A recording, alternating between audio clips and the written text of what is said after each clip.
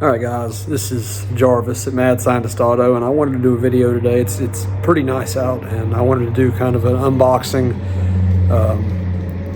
of my favorite wastegate to use on these turbo cars, and it is a Turbosmart. The particular guy that we're using here is a Gen 5 Hypergate 45 millimeter, so 7 psi with a spring. There's your part number. These things are the same flange as your 44s and your 46s. Everybody just seems to want to make their numbers different. I don't know why we can't have uniformity with that, but if that's a word, yeah, I think it is. But yeah, so let's get this thing unboxed and check it out. Handy dandy tool for taking the hat off, as opposed to taking out a whole bunch of really small Allen keys. We get badass sticker, instructions, we don't need those here, explanations of your ports, which is important for a whole lot of people.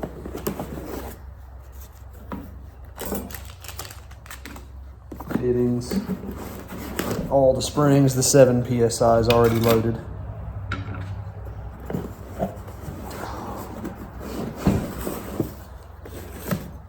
You got this bad boy right here. Nice looking piece. They block off some of the ports for you, leave you some open. So we got to go to the car. We're going to put this on, like I said, the K-Series RX-7.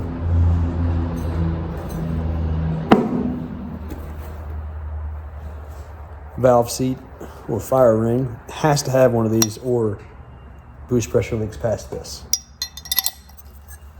All right, got the rest of it unboxed. It comes with inlet and outlet flanges and V-bands, all your fittings and block offs and stuff like that. And it's already got several in it here.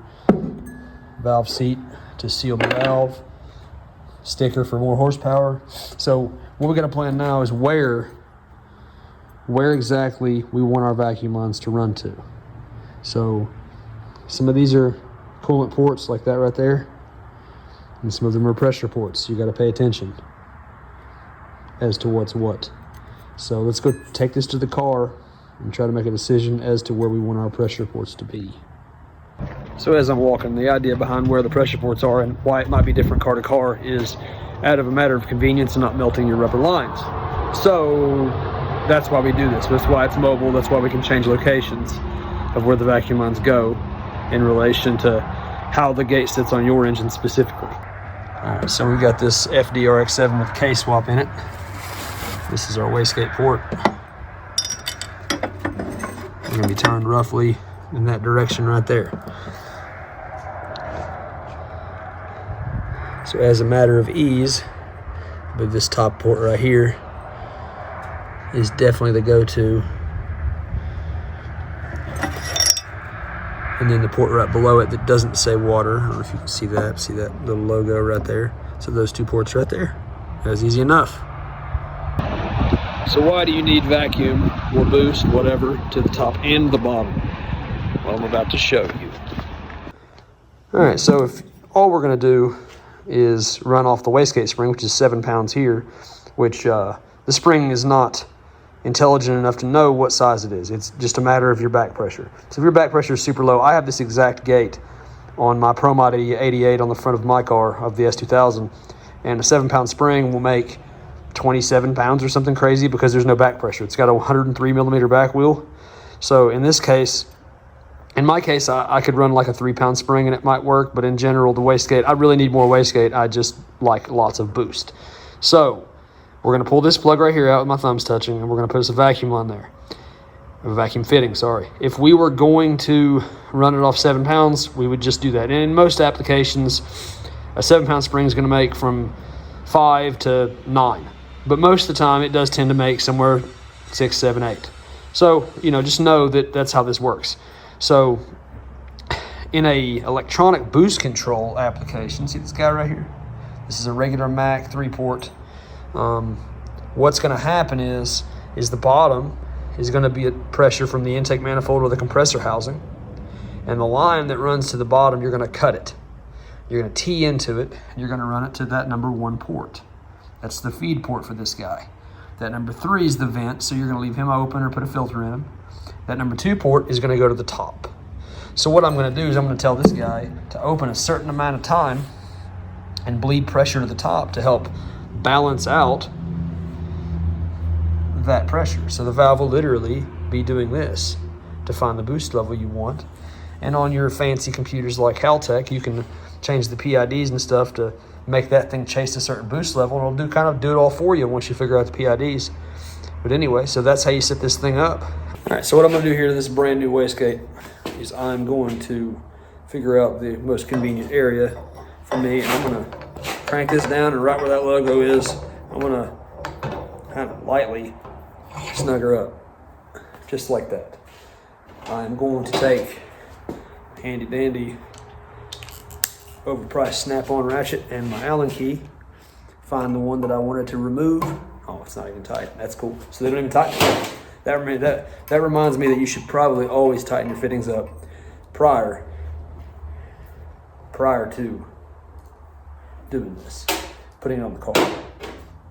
So what we're gonna do is we're gonna take our barb fitting, so we get that part handled. So we gotta plug every hole that is vacuum related. We gotta plug every hole that's vacuum related before it goes on the car, or you end up like the last wastegate that was on there, and it's a problem. That's cool. I'm about to put it in the wrong hole. That's what she said. That's what she said. That's what she said. Good one. That is never a good thing. Or, yeah, for her. Anyway, for the wastegate. So, run that guy in there. I've got my paste. The threads are tapered, so you don't have to overdo it. I will hold the gate so it doesn't just sit there and scratch it. Not a huge deal. It's going on an exhaust part. But got her good and tight. Got that guy handled. So now I gotta pull this guy out, and he has paste on him already, so I'd imagine that it is already tight.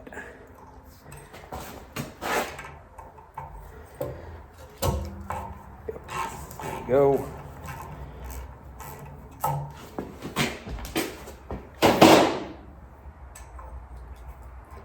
This is going to be for our other vacuum port.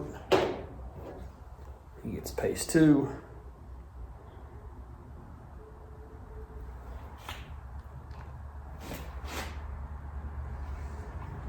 I'm not running water to these. I really don't know too many people that do. That's a pretty cool feature, but I've never done it before, so whatever.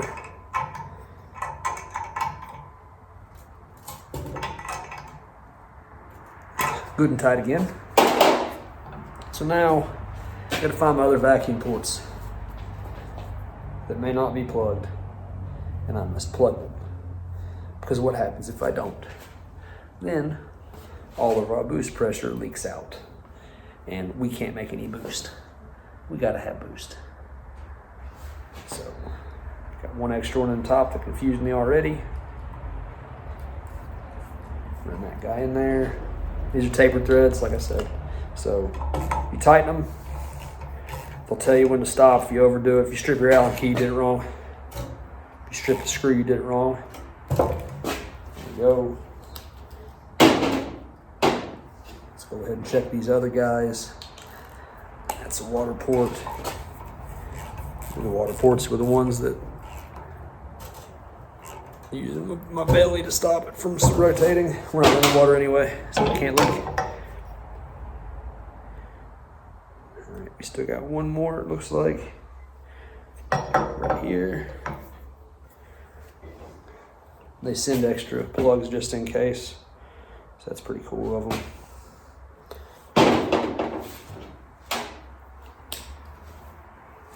Groove pocket.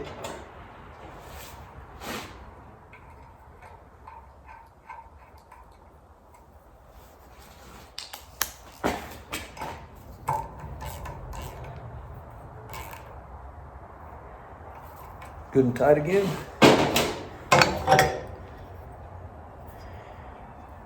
And you really do have to make sure that you don't leave anybody open. You have no idea how many times I'm on the dyno and I go to turn the boost up, and this guy's in there with the vacuum line to him, off the boost controller correctly.